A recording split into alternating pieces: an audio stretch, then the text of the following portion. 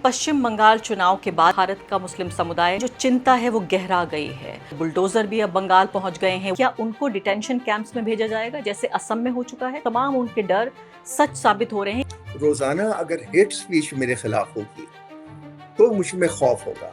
अगर अगर मेरे घर के बाहर बुलडोजर खड़ा हो जाएगा तो मुझे खौफ होगा। ये हमारे हिंदू भाइयों को आह्वान करना है कि मुसलमान हमारे छोटे भाई हैं, क्रिश्चियन हमारे छोटे भाई हैं, सरदार बिरादरी हमारी है, ये हमसे अलग नहीं है। ये हमारा एक अंग है। जो गांधी जी कहते थे कि मेरी दो आंखें हैं, हिंदू और मुसलमान। बाबा बुल्ले शाह का एक कथन है कि खेलूंगी होली कह बिस्मिल्ला, खेलूंगी होली कह बिस्मिल्ला, नाम नबी की रतन चढ़ी, बूंद पड़ी अल्लाह अल्लाह। ये हिंदुस्तान है। ये हम में कभी फर्क नहीं था। अब ये फर्क अगर आप पैदा कर दें तो कब तक चलेगा? कोई फर्क नहीं पड़ता कि आप एक लिबरल मुसलमान हैं या आप एक कंजर्वेटिव मुसलमान हैं, आप बहुत रिलीजियस मुसलमान हैं या आप सिर्फ एक सोशल मुसलमान हैं। उनकी नज़र में तो जिसका नाम भी अरबी फारसी का नाम है वो सीधे तौर पे मुसलमान की तरह ही देखा जाएगा। और अब तो हद ये हो गई है कि पहले ये तमाम मामला जो थे वो शुरू हुए थे गरीब मुसलमान पर हमले के, अब तो अमीर मुसलमान भी नहीं बचता, मशहूर मुसलमान भी नहीं बचता। अभी तो शाहरुख खान और उनके बेटे तक पे हमला किया जाता है, तो कोई भी नहीं बच रहा है फिलहाल। 1947 में जब तकसीम हुई तो मेरे घर के बाहर मेरे वालिद खड़े थे और एक रिक्शा आके, एक टांगा आके रुकता है जिसमें एक परिवार था, जिसमें दो नौजवान थे, उनकी बीवियां थी, एक बच्चा था। तो हमारे वालिद ने पूछा आप कहाँ से आ रहे हैं? उन्होंने कहा साहब हम फलानी फलानी जगह पाकिस्तान से आ रहे हैं। मेरे वालिद ने कहा आप अंदर आ जाइए। आप कहाँ जाएंगे? उनके पास कोई जगह नहीं थी। वो हमारे साथ 8 साल रुके। और आपको मालूम है वो कौन परिवार था? कुलदीप नैयर साहब और जस्टिस राजेंद्र सच्चर।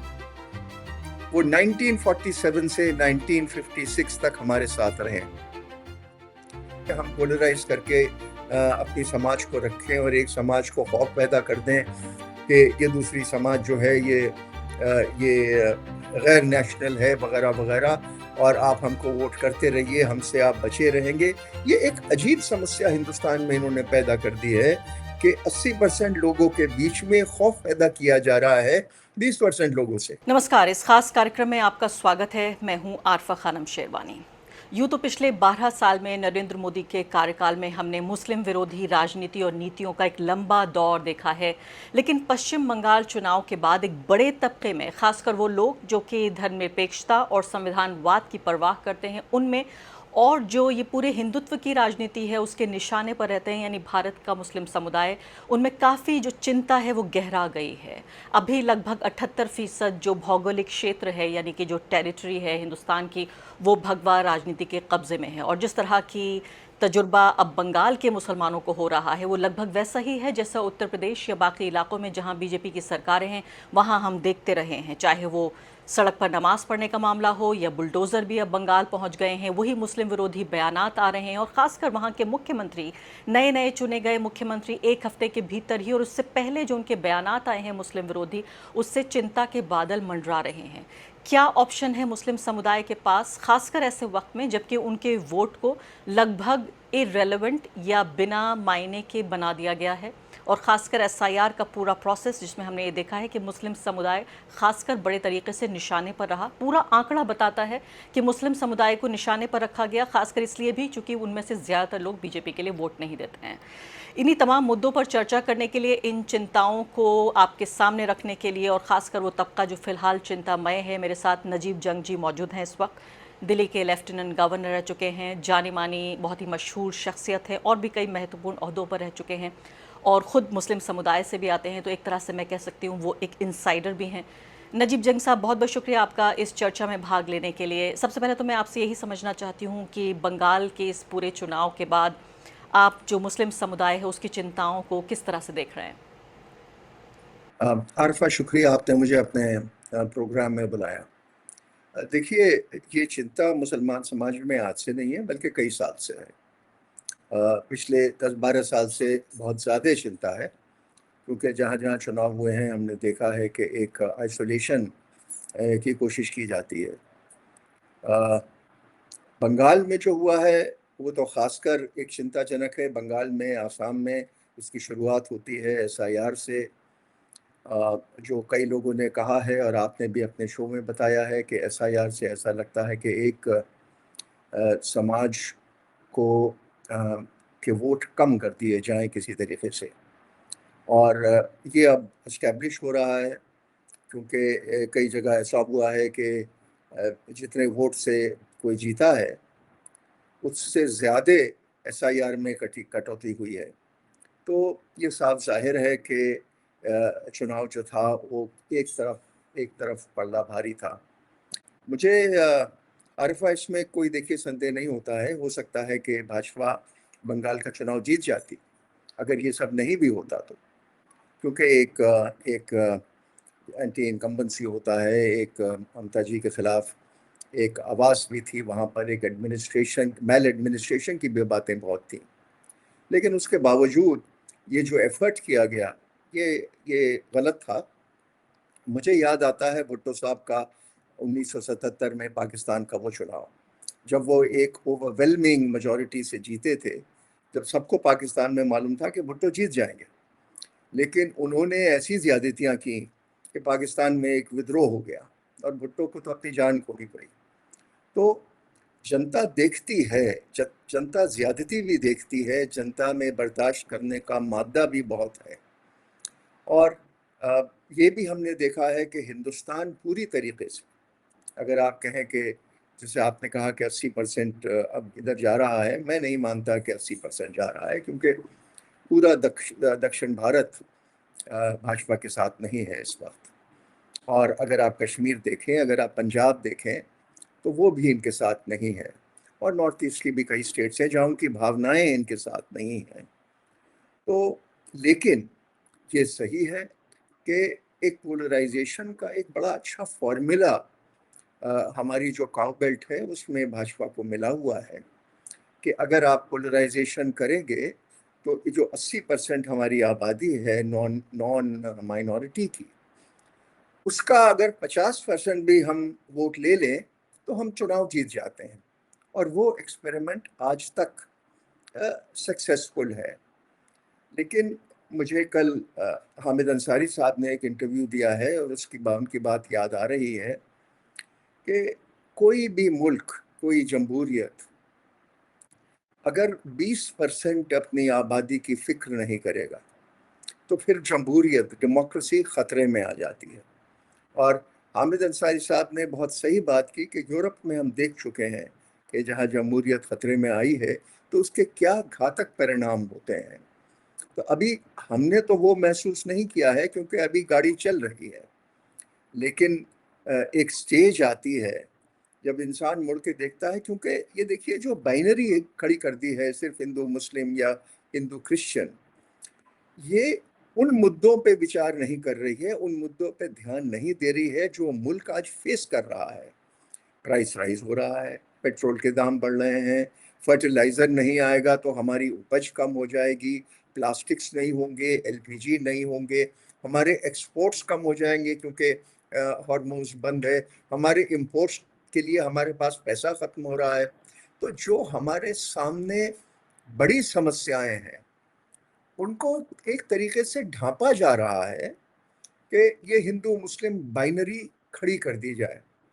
मैं मेरे तो ज़्यादातर दोस्त हिंदू समाज में हैं और मैं अब महसूस कर रहा हूँ कि वो ये सब समझ रहे हैं कि ये कब तक चलेगा। कल मेरे पास एक आदमी आया था, गरीब आदमी था, उसने कहा कि साहब अब कहा जा रहा है कि हम लोग घर से काम करें, मेरा तो दिन भर काम ही बाहर का है, मैं कहाँ जाऊँगा।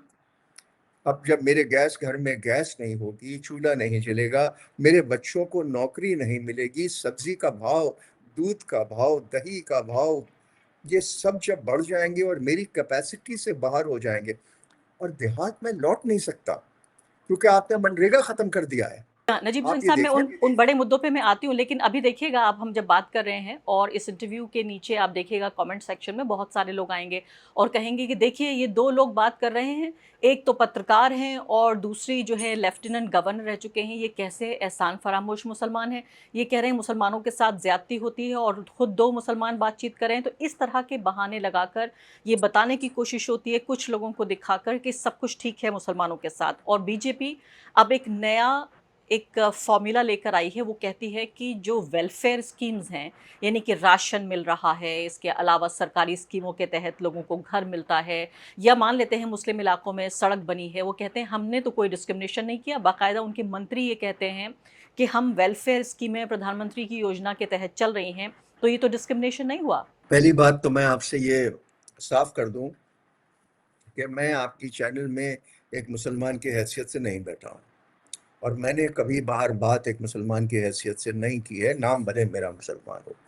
मेरी जो नेशनैलिटी है वो यहाँ लिखी हुई है, और उस पर कोई संदेह या कोई शक नहीं कर सकता। किसी को अधिकार ही नहीं है कि मेरी नेशनलिज्म पे, मेरी पेट्रियाटिज्म पे शक करे। तो आपकी कमेंट्स की मुझे कतई परवाह नहीं है, मैं फैक्ट्स पे आपसे बात कर रहा हूँ। अगर आप मुसलमान न होती और कोई और होता तो भी मैं यही बातें कहता। इसमें कोई शक नहीं है कि प्रधानमंत्री जी की 2014 से लेके अभी तक जो पॉलिसीज आई हैं घर देने के, गैस सिलेंडर देने के, वो बेनिफिट्स सबको पहुंचे हैं, इसमें कोई शक नहीं है। और इसलिए कम से कम 2019 के चुनाव तक मुसलमान भी बहुत खुश था कि हमारे साथ कोई खास डिस्क्रिमिनेशन नहीं। लेकिन सवाल आपके पास चीज पहुंचने का नहीं होता, सवाल होता है कि आपसे क्या नफरत पैदा की जा रही है। रोजाना अगर हेट स्पीच मेरे खिलाफ होगी तो मुझ में खौफ होगा। अगर अगर मेरे घर के बाहर बुलडोजर खड़ा हो जाएगा तो मुझे खौफ होगा। अगर मुझे डरा, अगर नई नई समस्याएं इस मुल्क में रोज खड़ी हो जाएंगी जो जो मेरी समाज को या मुसलमान समाज को डराती हैं, उससे मुल्क को नुकसान होगा। कल एक नई समस्या खड़ी हो गई भोजशाला की, अब ये एक और बाबरी मस्जिद हमारे सामने खड़ी हो रही है। वहाँ अजमेर के खिलाफ, अजमेर शरीफ के खिलाफ किसी ने मुकदमा कर दिया, वो भी कोर्ट ने कहा है कि अब सुना जाए। तो ये जो सब चीज़ें हैं, इससे एक कम्युनिटी की कॉन्फिडेंस को धक्का लगता है, और वो उचित नहीं है। मैं फिर हामिद अंसारी साहब की बात पे आता हूँ कि 20% अगर आपकी कम्युनिटी को, आपकी पॉपुलेशन को कॉन्फिडेंस नहीं होगा तो फिर मुल्क को चलने में बहुत दिक्कत होगी। ये हमारे हिंदू भाइयों को आह्वान करना है कि मुसलमान हमारे छोटे भाई हैं, क्रिश्चियन हमारे छोटे भाई हैं, सरदार बिरादरी हमारी है, ये हमसे अलग नहीं है। ये हमारा एक अंग है, जो गांधी जी कहते थे कि मेरी दो आंखें हैं, हिंदू और मुसलमान। तो वो चीज़ को हमें वापस करना पड़ेगा। मैं आरिफा आपको कोट करता हूँ, मैं कई जगह बताता हूँ। बाबा बुल्ले शाह का एक कथन है कि अ, खेलूंगी होरी कह बिस्मिल्लाह, खेलूंगी होली कह बिस्मिल्लाह, नाम नबी की रतन चढ़ी, बूंद पड़ी अल्लाह अल्लाह। ये हिंदुस्तान है, ये हम में कभी फर्क नहीं था। अब ये फर्क अगर आप पैदा कर देंगे तो कब तक चलेगा? ये 20 साल चल सकता है, 25 साल चल सकता है, लेकिन हमारी सभ्यता जो 6,000 साल 7,000 साल पुरानी है, जब हम साथ रहे हैं, तो एक पार्टीशन का ब्लेम लेके हम एक दूसरे को हमेशा के लिए तोड़ नहीं सकते। हमें एक साथ रहना है, और यही एक फॉर्मूला है हिंदुस्तान को आगे बढ़ने के लिए। अगर हम दुनिया की आर्थिक दृष्टि देख रहे हैं, अगर हमें उससे जूझना है, अगर हमें हिंदुस्तान की प्रगति करनी है, तो आपको और मुझको और सबको ये भूलना पड़ेगा कि आपका बैकग्राउंड क्या है। हमको सबको साथ लेके चलना पड़ेगा। नजीब जंग साहब, अगला सवाल यहाँ पे ये पैदा होता है कि अभी हम बात कर रहे थे एसआईआर की। आप कह रहे थे कि अगर फ़र्क ना भी पैदा किया जाए तो भी डर लगता है कि बुलडोज़र खड़े हैं या कुछ और हो सकता है। यहाँ मैं आपको मालूम होगा, अपने दर्शकों को ये बताना चाहती हूँ कि पश्चिम बंगाल सरकार ने बाकायदा आधिकारिक रूप से ये कहा है कि जिन लोगों के नाम एसआईआर के ज़रिए डिलीट कर दिए गए हैं, उनको सरकारी स्कीमों से महरूम रखा जाएगा। वो लोग तमाम तरह की सरकारी स्कीमें, चाहे वो राशन हो या बाकी कुछ हो, वो ये फैसला आना अभी डिटेल्ड इसका वर्जन देखना बाकी है। लेकिन कम से कम ये कहा जा रहा है कि सरकार की जो वेलफेयर स्कीम्स हैं, जिसके लिए अभी कस्में खाते थे ये लोग कि हम कोई फ़र्क नहीं करते, एसआईआर में जिन लोगों के नाम डिलीट किए गए हैं उनको इससे महरूम रखा जाएगा। ये अपने आप में बेहद चिंताजनक और एक ऐसा मामला बन सकता है जिससे लाखों नहीं बल्कि करोड़ों की तादाद में लोग प्रभावित होंगे। क्योंकि अभी पश्चिम बंगाल कह रहा है, दूसरे राज्य भी कहेंगे, हमने असम में भी देखा है। और दूसरी एक बड़ी चिंता जो खासकर पश्चिम बंगाल के मुसलमानों में, चूंकि मैं कई बार इस चुनाव के दौरान गई हूँ और चुनाव से पहले जो उनकी चिंता थी, वो तमाम उनके डर सच साबित हो रहे हैं कि क्या उनको डिटेंशन कैंप्स में भेजा जाएगा जैसे असम में हो चुका है? ऐसा नहीं है कि भारत के किसी हिस्से में इसको लेकर एक्सपेरिमेंट प्रयोग नहीं किया गया है। ये उनकी चिंता है। अब सरकार खुद कह रही है कि वेलफेयर स्कीम्स हम नहीं देंगे।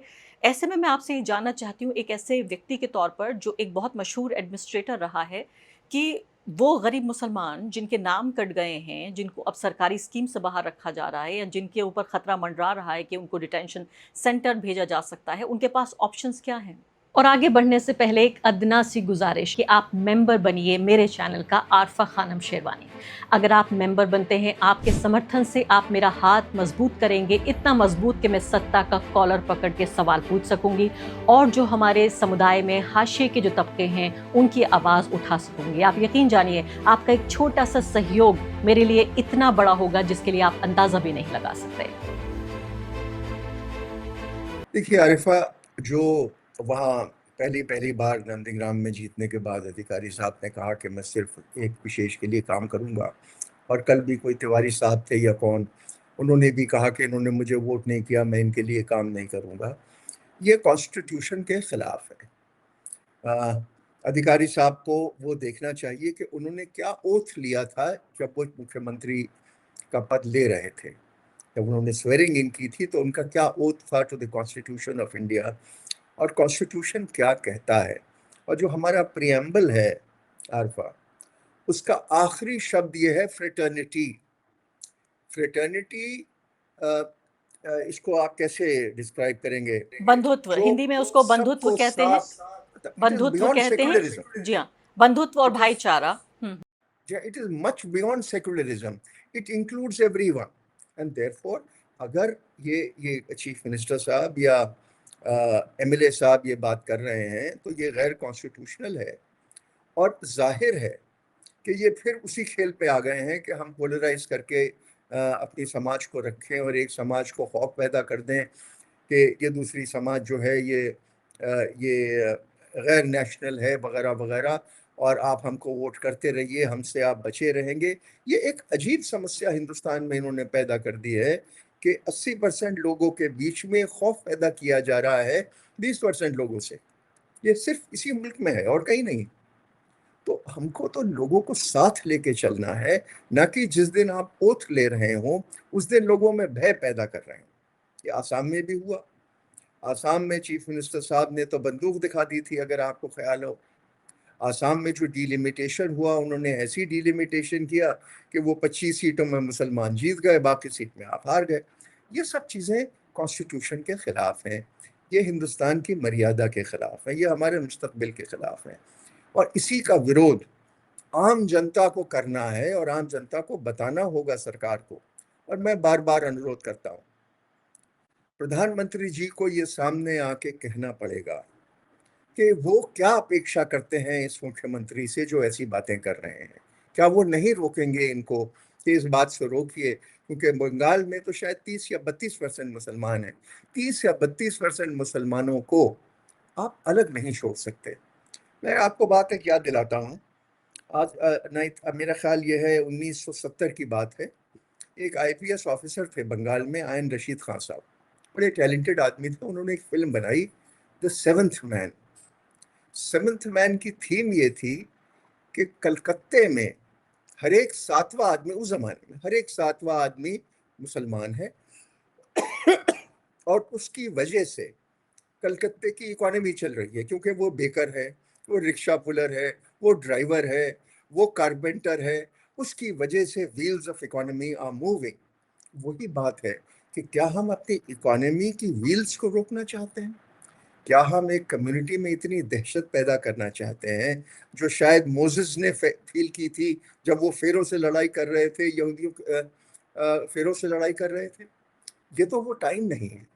ये टाइम वो है कि हम और चीज़ों को देखें, हम सामने देखें कि हमारे सामने प्राइस राइज का, खाड़ी में युद्ध का कितना बड़ा मरहला खड़ा हुआ है। और हमारे यहाँ अनएम्प्लॉयमेंट है। हमारे नौजवानों को हमें काम देना है, और उनको नफरत से नहीं हमें पालना है, उनको हमें मोहब्बत से बढ़ाना है। और मोहब्बत क्या होती है? मोहब्बत ये होती है कि मैं अपने नेबर के साथ जाके उसके फेस्टिवल में हाथ मिलाऊं। अगर मेरे नेबर के यहाँ कोई गमी हो जाए तो मैं उसके साथ रहूं। अगर मेरे यहाँ कोई कमी हो तो मेरा नेबर मेरे यहाँ आए। ये तो हम हमेशा से देखते आए हैं। मैं जिस कॉलोनी में दिल्ली में पला हूँ, मेरे सब नेबर्स गैर मुसलमान थे, और वो सब के सब से आज तक हमारे पारिवारिक संबंध हैं। हमारा घर थोड़ा बड़ा था, इसलिए जब भी उनके यहाँ कोई फंक्शन होता था, फेस्टिवल होता था, वो हमारे यहाँ आके करते थे। मैं ये कहानी बार बार सुना चुका हूँ कि 1947 में जब तकसीम हुई तो मेरे घर के बाहर मेरे वालिद खड़े थे, और एक रिक्शा आके, एक टांगा आके रुकता है जिसमें एक परिवार था, जिसमें दो नौजवान थे, उनकी बीवियां थी, एक बच्चा था। तो हमारे वालिद ने पूछा, आप कहाँ से आ रहे हैं? उन्होंने कहा, साहब हम फलानी फलानी जगह पाकिस्तान से आ रहे हैं। मेरे वालिद ने कहा, आप अंदर आ जाइए। आप कहाँ जाएंगे? उनके पास कोई जगह नहीं थी। वो हमारे साथ 8 साल रुके। और आपको मालूम है वो कौन परिवार था? कुलदीप नैयर साहब और जस्टिस राजेंद्र सच्चर। वो 1947 से 1956 तक हमारे साथ रहे। ये हिंदुस्तान का कल्चर है, ये हमारी सभ्यता है, पार्टीशन के बावजूद। और ये हम भूल नहीं सकते, और इसको हमें दोबारा जीवित करना है अगर इसको तोड़ने की कोशिश की जा रही है। This is absolutely necessary, it's a compulsion for you and me. जी हाँ, नजीब जंग साहब, आपने ये अपना किस्सा सुनाया है, एक पर्सनल कहानी सुनाई है और ये बहुत ज़रूरी है ये कहानियाँ। मेरा सवाल आपसे, इस सवाल के 2 हिस्से हैं। मैं आपसे ये जानना चाहती हूँ, पहली बात तो कोई फ़र्क नहीं पड़ता कि आप एक लिबरल मुसलमान हैं या आप एक कंज़र्वेटिव मुसलमान हैं, आप बहुत रिलीजियस मुसलमान हैं या आप सिर्फ़ एक सोशल मुसलमान हैं। उनकी नज़र में तो जिसका नाम भी अरबी फ़ारसी का नाम है, वो सीधे तौर पे मुसलमान की तरह ही देखा जाएगा। और अब तो हद ये हो गई है कि पहले ये तमाम मामलात जो थे वो शुरू हुए थे गरीब मुसलमान पर हमले के, अब तो अमीर मुसलमान भी नहीं बचता, मशहूर मुसलमान भी नहीं बचता, अभी तो शाहरुख खान और उनके बेटे तक पे हमला किया जाता है, तो कोई भी नहीं बच रहा है फ़िलहाल। मैं बंगाल पे इसलिए वापस आपको लाना चाहती हूँ क्योंकि बंगाली मुसलमान को इस तरह के सांप्रदायिक माहौल में रहने की आदत नहीं है। मैं बार-बार बंगाल जाती हूँ और हैरान होती हूँ कि वहाँ किस तरह का सांप्रदायिक सौहार्द है। दुर्गा पूजा वहाँ तमाम लोग मिलके मनाते हैं, चाहे हिंदू हों या मुसलमान हों। अभी देखिए वहाँ जिस तरह का एक्सपेरिमेंट और एक्सपीरियंस किया जा रहा है, मैं आपसे सवाल के 2 हिस्से हैं। पहली बात तो मैं उस सवाल पे आपको दोबारा लाना चाहती हूँ कि जो लोग जिनके नाम नहीं आए हैं और जिनको एक तरह से उनकी शहरियत और नागरिकता को कम करने या ख़त्म करने की कोशिश की जा रही है कि अब वेलफेयर स्कीम्स को मना किया जा रहा है, वो लोग, उनके पास कानूनी ऑप्शन क्या है? नंबर 1। नंबर 2, मैं आपसे ये समझना चाहती हूँ कि बंगाल का मुसलमान उत्तर प्रदेश का मुसलमान नहीं है, असम का नहीं है, उसने सांप्रदायिकता सही नहीं है। ऐसे में क्या बीजेपी के साथ उसका रिश्ता कैसा रहेगा? इसे आप कैसे देख रहे हैं? आरिफा, दोनों सवालों का कोई पक्का पुख्ता जवाब है नहीं कि कोई कौम जब बिल्कुल बैक टू द वॉल हो जाए वो कैसे रिएक्ट करती है, उसका क्या मैच्योर रिएक्शन होना चाहिए। क्योंकि और मैं बंगाली कल्चर से बहुत वाकिफ़ नहीं हूँ, लेकिन मुझे ये मालूम है कि सुप्रीम कोर्ट से हमें अभी उम्मीद छोड़नी नहीं चाहिए। हालांकि उन्होंने एसआईआर को बिल्कुल ही ठंडे बस्ते में डाल दिया, और एक सुप्रीम कोर्ट के जज साहब, मुझे क्षमा करें, मैं बिल्कुल कंटेम्प्ट नहीं चाहता, लेकिन उनका ये कहना कि एक वोट से क्या होता है, अगली बार चुनाव में वोट दे देना, चाहे वो ऑबिटर डिक्टा थी। मैं तो ये कहूँगा कि तमिलनाडु में हमारे पास एक चीज़ आई है कि एक वोट से एक साथ जीते हैं। तो एक और आपको याद होगा कई साल पहले राजस्थान में एक साहब एक वोट से हार गए थे, जो वहाँ के मुख्यमंत्री के दावेदार थे। तो ये चीज़ें गलत हैं, और मेरे ख्याल सुप्रीम कोर्ट को एसआईआर वाला जो मामला है उसको देखना पड़ेगा, क्योंकि इस वक्त सीईसी से हम कोई उम्मीद नहीं कर सकते। मुझे इसमें कहने में कोई शक नहीं है कि इनका बहुत ही पार्टिजान बिहेवियर है, और ये एक अनरिलायबल है। तो इसलिए, और इन्होंने अब 13 स्टेट्स में और चालू कर दिया है एसआईआर, तो इसको तो कहीं ना कहीं इसको सुप्रीम कोर्ट में जाके इसके जवाब मांगने होंगे, और सुप्रीम कोर्ट को जागना होगा कि इसमें क्या करना है। आपका दूसरा पार्ट क्या था, मैं भूल गया। मैं ये पूछना चाह रही थी आपसे कि जो बंगाल के मुसलमान हैं, उन्हें आदत नहीं है सांप्रदायिक माहौल में जीने की। मैं देख चुकी हूँ, चाहे वो सामाजिक स्तर पर आप देखें, काफ़ी उनके बीच एक सौहार्द, एक हार्मनी है हिंदू, मुसलमान, सिख, ईसाई के बीच। और सरकार भी पिछले 15 साल से ममता बनर्जी की सरकार थी, जिसमें 12 साल नरेंद्र मोदी के शासनकाल के भी रहे हैं। ऐसे में वहाँ कमोबेश देखिए सांप्रदायिकता तो हर सरकार में है, कांग्रेस पार्टी भी सांप्रदायिक रही है एक वक्त या दूसरे वक्त में, लेकिन कम से कम निशाने पर मुस्लिम समुदाय को नहीं लिया गया। वहाँ हर तरह की स्कीमें थी, मदरसे के टीचर्स को तनख्वाह दी जाती थी, इमामों को तनख्वाह दी जाती थी, और अगर ये सब ना भी होता तब भी उनको निशाने पर लेकर, और उनके घर पे बुलडोजर्स नहीं चल रहे थे। मुसलमान अपनी ज़िंदगी, जो ही गरीब है तो गरीब की ज़िंदगी जी रहा है, मिडिल क्लास है तो मिडिल क्लास की ज़िंदगी जी रहा है, आराम से जी रहा था ये मुसलमान। तो ये, और बंगाली मुसलमान के बारे में कहा जाता है कि वो सप्रेशन सह नहीं पाता। तो ऐसे में आप किस तरह का टकराव देख पा रहे हैं? मेरा ये मानना है आरिफा के भाईचारे के अलावा और कोई रास्ता है नहीं। ये पहल मुसलमानों को कंटिन्यू रखनी चाहिए और रखनी पड़ेगी, चाहे दुर्गा पूजा हो चाहे और हो, कि उसमें शामिल हों, एक बड़ी संख्या में शामिल हों और ये साबित करें कि ये दौर एक टेम्परेरी दौर है जो भी निकल रहा है। एक बात और मैं आपसे कहूँगा, मुसलमानों के बारे में एक खौफ पैदा किया गया है कि हमको मालूम नहीं है क्या चीज़, ये घर में तलवार रखते हैं, ये घर में डंडा रखते हैं, ये हमारे खिलाफ है, ये क्या है, चीज़ क्या है? तो ये जो मिस्टीक है, इसको हमें दूर करना है। मैं बार बार कहता हूँ जितने मुस्लिम लीडर्स हैं कि अपने मस्जिदों के दरवाजे खोल दीजिए, सबको बुलाइए मस्जिद के अंदर, सबको कहिए कि हमारे साथ रोज़ा इफ्तार कीजिए, सबको कहिए कि मगरिब के वक्त आके बैठिए हमारे साथ और हमसे बातचीत करिए। इसको एक चौपाल समझिए। हमारे सिख भाइयों ने किया है, अच्छी अच्छी जगहों पे मंदिर खुल जाते हैं, चर्चेस खुल जाती हैं। तो ये जो मिस्टीक है कि मस्जिद में क्या होता है, ये टेररिस्ट पाल रहे हैं या नहीं पाल रहे हैं, ये जो संदेह है, इसको दूर करना हमारी जिम्मेदारी है। ये मुस्लिम लीडरशिप जो बंगाल में है उसको आगे आना पड़ेगा और उसको सांप्रदायिकता के खिलाफ बोलना होगा। अपने हिंदू भाइयों को कन्विंस करना पड़ेगा कि हम कहाँ खड़े हैं, हमारा कल्चर वही है, हमारी ज़बान वही है, हमारा खाना वही है, हमारा लिबास वही है। देखिए केरला में क्या होता है, केरला में उनकी ज़बान वही है, उनका खाना वही है। केरला में सांप्रदायिकता बहुत कम है। नॉर्थ इंडिया में सांप्रदायिकता थोड़ी ज़्यादा होती है क्योंकि मुस्लिम्स एक तरह से अपने आप को अलग बना लिया है, उनके लिबास में, टोपी में। इनसे भी मैं बार बार कहता हूँ कि इसको मिस्टेक को ख़त्म कीजिए, अपने मदरसे खोल दीजिए, मदरसे में हिंदी पढ़ाइए, मैथमेटिक्स पढ़ाइए और सब बच्चों को लाइए कि ये हम क्या करना चाहते हैं और हमारी कल्पना क्या है एक नए भारत के लिए, एक विकसित भारत के लिए।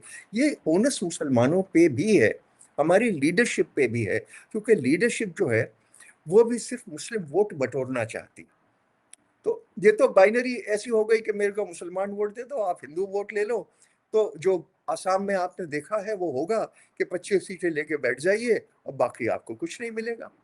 तो कमिंग बैक टू दैट, हालांकि बंगाल में मैं आज भी कहता हूं कि शायद ममता जी हार जाती, लेकिन इसमें कोई शक नहीं है कि एसआईआर में ज्यादती हुई है और उस ज्यादती को आज की भरपाई करना तो मुश्किल है। 5 साल तो ये कुछ नहीं होगा।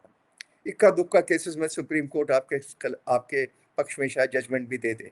जो कुछ केसेस सामने आ रहे हैं कि वोटिंग स्लो हो गई थी या देर में आ गई थी या टीएमसी के वर्कर्स को बूथ से निकाल दिया था, लेकिन बाय एंड लार्ज जब 100 सीटों का 150 सीटों का फर्क है तो कुछ नहीं हो सकता।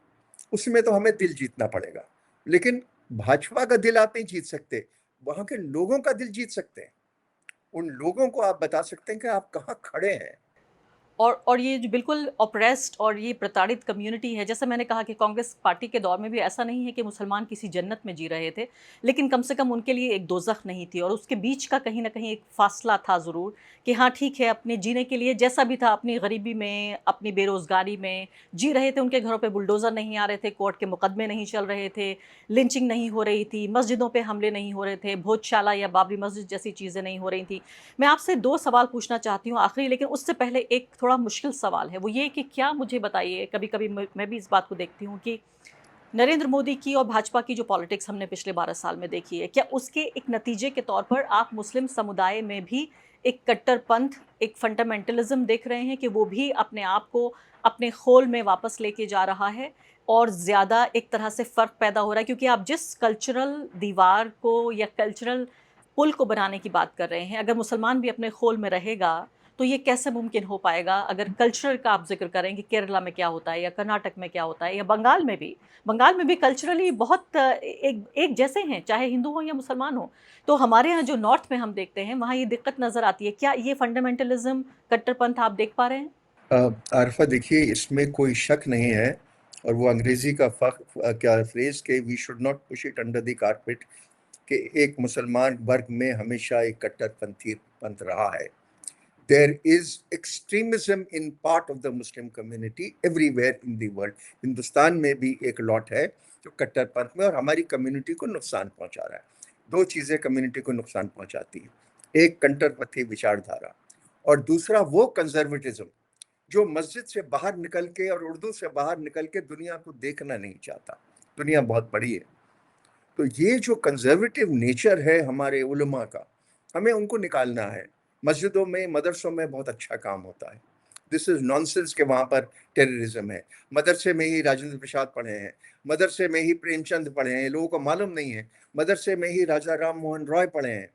लेकिन आज मदरसे की हालत खराब है, इसको हमें मॉडर्नाइज करना पड़ेगा। सो मुसलमानों का कट्टरपंथ एक तरफ है, लेकिन मुसलमानों में एक बहुत बड़ा लिबरल तबका भी है जो बहुत कंसर्न्ड है। वो कट्टरपंथ की तरफ नहीं जा रहा है, लेकिन वो फेयरफुल है, वो एंक्शस है। वो देख रहा है कि मेरे बच्चे, मेरी औलाद कहाँ जाएगी। सब लोग आपके बच्चों को अमेरिका तो नहीं भेज देंगे, सब इंग्लैंड तो नहीं भेज देंगे, हमें तो यहीं रहना है, यहीं दफन होना है। तो इसलिए हम लोगों को सबके साथ रहना हमें भी सीखना है और उनको भी सीखना है। ये कह देना कि आपको किराए का घर नहीं देंगे या फलानी कॉलोनी में, इसको मैं ऑल्सो केविएट कर दूं कि मैंने कभी ऐसा पक्षपात अपनी जिंदगी में नहीं महसूस किया। लेकिन then I come from a different strata. By and large मैं सुनता हूँ कि बहुत लोगों के साथ ये इख्तलाफ होता है और ये डिफ्रेंसिएशन होता है। ये हमें रोकना है, ये समाज की जिम्मेदारी है, ये एडमिनिस्ट्रेशन की जिम्मेदारी है। अगर पुलिस ज्यादती करती है तो ये कौन सा पुलिस अफसर है जो अपने ओथ के खिलाफ जा रहा है? ये कौन सा एडमिनिस्ट्रेटर है जो बुलडोजर चला देता है जब कानून उसको ये हिदायत नहीं देता? ये चीजें हमें जगानी है, बार बार जगाने का तरीका एक है। आप एक काम कर रही हैं, सबको, मेरे लिबरल हिंदू दोस्तों को, लिबरल मुसलमानों को इसके बारे में लिखना है, इसके बारे में बोलना है और साफ गोई से बोलना है। हमें किसी से डर नहीं है, ये मेरा मुल्क है, ये यहाँ बोलना मेरा अधिकार है, so long as I won't insult anyone and so long as no one insults me। जी हाँ, बिल्कुल आखिरी सवाल मुझे बताइए कि इस सवाल के भी 2 हिस्से हैं। पहली बात तो जो ऑपोज़िशन पार्टियाँ हैं, चाहे उसमें नेशनल पार्टी हो, जैसे कांग्रेस पार्टी है या फिर रीजनल पार्टियाँ हों, समाजवादी पार्टी है उत्तर प्रदेश में या फिर हमने देखा टीएमसी बंगाल में, ऐसे हम अलग-अलग पार्टियों को देख सकते हैं। उनकी ऐसे वक़्त में क्या ज़िम्मेदारी बनती है जबकि पूरे तरीके से देखिए आपके तमाम जो डेमोक्रेटिक इंस्टीट्यूशंस हैं, उन पर कब्ज़ा है अभी भगवा ताकतों का और इन कब्ज़े को इस्तेमाल किया जा रहा है देश के सबसे गरीब लोग जिसमें भारत के मुसलमान भी आते हैं, उनके खिलाफ इस्तेमाल किया जा रहा है। इसमें बार-बार मैं कहते हुए थकती नहीं हूँ कि एसआईआर एक ऐसा प्रोसेस है जिसमें पहली बार जो लोकतंत्र की जड़ है उस पे हमला हो रहा है, वो है आम आदमी के वोट देने का अधिकार। तो मुझे बताइए कि इन पार्टियों की क्या ज़िम्मेदारी है? और दूसरी बात जो मुस्लिम ऑर्गेनाइज़ेशंस हैं या जो इन्फ्लुएंशियल प्रभावशाली मुस्लिम्स हैं, उनकी क्या ज़िम्मेदारी है? मुस्लिम ऑर्गेनाइज़ेशन में जैसे जमीयतुल उलमा हिंद है या जमात इस्लामी है, यानी जिनका इन्फ्लुएंस है मुसलमानों पर, उनकी क्या ज़िम्मेदारी है? और जो पॉलिटिकल पार्टियाँ जो अपने आप को सेक्युलर कहती हैं, उनकी क्या ज़िम्मेदारी है? सबसे पहले तो मैं शब्द यूज करता हूँ सो कॉल्ड सेकुलर पार्टीज, क्योंकि कम्युनिस्ट पार्टी के अलावा किसी पॉलिटिकल पार्टी हिंदुस्तान में इतना दम नहीं है कि खुल के सेकुलर, टोटली सेकुलर बातें करें। सबको एक खौफ है कि अगर ज़्यादा हम बात करेंगे तो हमारा हिंदू वोट छट जाएगा। और इस वक्त अगर पॉलिटिकल लीडर्स की भी आप बात करें तो मैं समझता हूँ सिवाय राहुल गांधी साहब के और कौन हिम्मत रखता है बाहर आके ये इस बात को कहने के लिए, चाहे वो समाजवादी हो, चाहे वो ममता जी भी हो, चाहे कोई और हो। लेकिन हमेशा उनके बैक ऑफ द माइंड में ये चीज़ रहती है कि हमारा हिंदू वोट कहाँ जाएगा, कहीं ना कहीं तो उसको पकड़ के रखना है। और अगर वो वोट है कि अगर आपने ज़्यादा मुसलमानों की बात कर दी तो वो बात सामने आ जाती है कि तो अपीस कर रहे हैं, ये तो अपीस कर रहे हैं। प्रॉब्लम आरिफा ये है कि हिंदुस्तान में एफर्मेटिव एक्शन का कॉन्सेप्ट हिंदुस्तान भूल गया। हर मुल्क में ये होता है कि जो माइनॉरिटी होती है उसके साथ अफर्मेटिव एक्शन लिया जाता है, उसका हाथ पकड़ के चला जाता है। यहाँ पर अपीसमेंट कह के ये होता है कि इनको फेवर किया जा रहा है। Little bit of a benefit to a minority community is not appeasement, it is for the good of the country. क्योंकि जो आपने कहा कि जो एक बहुत ही कमजोर समाज है उसका हाथ पकड़ के अगर नहीं चलाएंगे तो हमारी इकोनॉमी तरक्की नहीं करेगी, हमारा मुल्क तरक्की नहीं करेगा, हमारी डेमोक्रेसी की जड़ें मजबूत नहीं होंगी। तो ये और आपने बहुत बड़ी बात कही है कि ये एसआईआर में जो हमारी जमहूरियत की जड़ें हिला दी, अब उनको रिवाइव करने के लिए अब हम लोग तो हमेशा उम्मीद करते हैं कि सुप्रीम कोर्ट से उम्मीद करें। अगर सुप्रीम कोर्ट हमें लेट डाउन कर देगा तो फिर हम क्या करेंगे? लोग सड़कों पे आने के लिए तो तैयार नहीं है, और ना आप और हम इस बगावत की बात करेंगे, क्योंकि कानून का दायरा हमेशा हमें अपने सामने रखना है। झगड़े फिसाद से हमें कुछ नहीं मिलेगा। जहाँ तक मुसलमान तंजीमों का सवाल है, ये वही पुरानी वाली बात है कि इनको इनको अपने जहन की खिड़कियां खोलनी पड़ेगी। ये कोई सिर्फ इस्लाम को बचाने की बात नहीं है, ये कौम की बढ़ोतरी की बात है, मुसलमानों की प्रगति की बात है। और मुसलमान की प्रगति सिर्फ मस्जिद में रहने से नहीं होगी, सिर्फ कुरान पढ़ने से नहीं होगी, सिर्फ उर्दू पढ़ने से नहीं होगी। मुसलमान की तरक्की होगी कि कुरान और इस्लाम पढ़ने के साथ साथ वो दुनिया की तरफ भी देखे, वो ये भी देखे कि आज मुझे और मरहलों से कैसे जूझना है, मुझे नौकरी भी पानी है, इसके लिए मुझे एजुकेशन पानी है। मैं आपको बताऊं, मैं 5 साल था जामिया इस्लामिया में, हमारे बच्चे यही देख रहे थे, इसी हिंदुस्तान की तब बात करते थे। हमारे बच्चे जो इंजीनियरिंग कर रहे थे, आर्किटेक्चर कर रहे थे, और इतने अच्छे थे कि उनका कैंपस रिक्रूटमेंट होता है तो वो बच्चे मदारिस नहीं जाना चाहते। तो ये जमायत इस्लामी और जमायतुल उलमा हिंद, मौलाना अरशद मदनी, महमूद मदनी, ये बहुत अच्छे विचारक हैं, ये बहुत मैच्योर लोग हैं, और इनका जो बैकग्राउंड है हिंदुस्तान की नेशनलिज्म के लिए बहुत साउंड है। इनको भी ये देखना होगा कि अपने थोड़े से बैकग्राउंड से आगे निकल के एक मॉडर्निटी की तरफ, आप जो लिबास पहनी है, मैं जो लिबास पहना हूँ, इसमें कोई आपत्ति नहीं होनी चाहिए। मैं कोई अच्छा मुसलमान नहीं हो जाऊंगा अगर मैं दुपल्ली टोपी पहन लूंगा। तो ये पूरी कौम को समझना है, और यही तरीका है एक हम लोगों को आगे बढ़ने का। इसीलिए मैं बार बार कहता हूँ कि अपना मिस्टीक खत्म करिए, अपना खौफ खत्म करिए, गो आउट इन द समाज, हर चीज में शामिल हो जाइए। उम्मीद है कि तमाम लोग आपको सुन रहे हैं। ये ऑपोजिशन पार्टियां और खासकर मुस्लिम तंजीमों का आपने जिक्र किया, और आम मुसलमान भी। हालांकि इस बात को लेकर भी विरोध होगा आपका कि आप जो खुद परसिक्यूटेड कम्युनिटी है उसको दर्स दे रहे हैं, उसको कह रहे हैं कि आप अपना दामन फैलाइए या अपने बाहें फैलाइए। लेकिन मुझे लगता है कि कहीं ना कहीं ये रास्ता ज़रूर अपनाना होगा, क्योंकि सेक्युलरिज्म या कम्युनल जो हार्मनी है उसमें सबसे बड़ा फ़ायदा, और या मैं कहूँगी इसके ना होने पर सबसे बड़ा नुकसान इसी कम्युनिटी को है। उसी को आगे बढ़कर शायद अपना हाथ, अपने दरवाजे ये सब खोलने होंगे। बहुत बहुत शुक्रिया आपका हमसे बातचीत करने के लिए।